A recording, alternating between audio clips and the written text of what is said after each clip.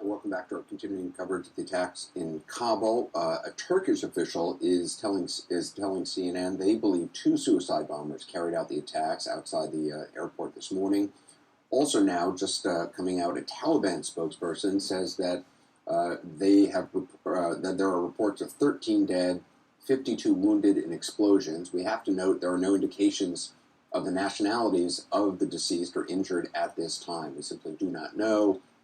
And CNN obviously has not been able to independently verify this report from the Taliban. And we should say even the Taliban is qualifying what they're saying by saying 13 persons are reported to have been killed and 52 wounded. Obviously, their ability to gather information at this location is hampered. So take that for what it's worth. And again, these are very early reports. I want to bring in CNN's international diplomatic editor, Nick Robertson. Nick, obviously this is exactly what the United States feared, what President Biden has been warning about. What does this do you think, to future operations? I mean, August 31st was the deadline. We learned yesterday, according to Secretary Blinken, there may be as many as 1,500 Americans still left in the country. What happens now? I think all bets are off. We can't know until we get, a fuller and more complete readout. That readout that we have from the Taliban.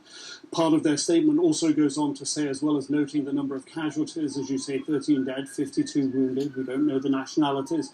But the Taliban do say that this happened in a civilian area. They use that language. It happened in a civilian area. But they also say that this was an area where U.S. forces operated as well. And their statement goes on to say, and this is a bit where I think we need to really take note about how things proceed forward from here. They say that they will take every measure to catch the culprits.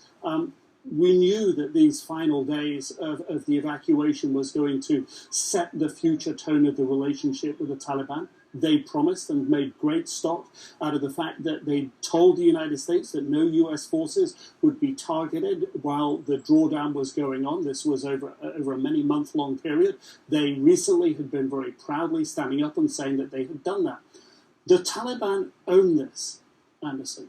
And I think there's a very, very important and substantial point to be made here.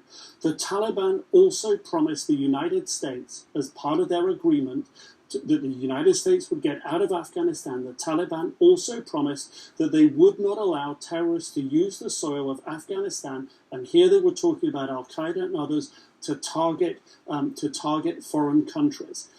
It is apparent, it is very apparent today, that the Taliban cannot even control what's at their front door. Never mind terrorist training camps, Al-Qaeda, ISIS-K that are in remote parts of the country. Never mind control what they're doing in those camps and what they're plotting and what they may be planning to perpetrate in capital cities of Europe or cities in the United States. The Taliban's words ring hollow. There were a lot of skeptics that said, how can the Taliban really guarantee that they're going to stop Al-Qaeda, that is still based in Afghanistan, stop it attacking the United States in the future? Because that was the reason to go in, kick the Taliban from power, and help take control of Afghanistan to stop Al-Qaeda being a threat to the United States and other countries. Today, the Taliban's words ring empty. They cannot control security even a few miles from where they're set up in the center of Kabul. It is difficult, but they have failed, and their future failures could cost even dearer, Anderson. And Nick, perhaps realizing that and knowing that, the Taliban in their statement, they say that they confirmed 2 explosions in the assembly of people in the area managed by U.S. forces. They're trying to make it that this is an area that the U.S. controls, which is obviously not exactly the case. The U.S. is behind walls at the airport. Nick Robertson will continue to check in with you.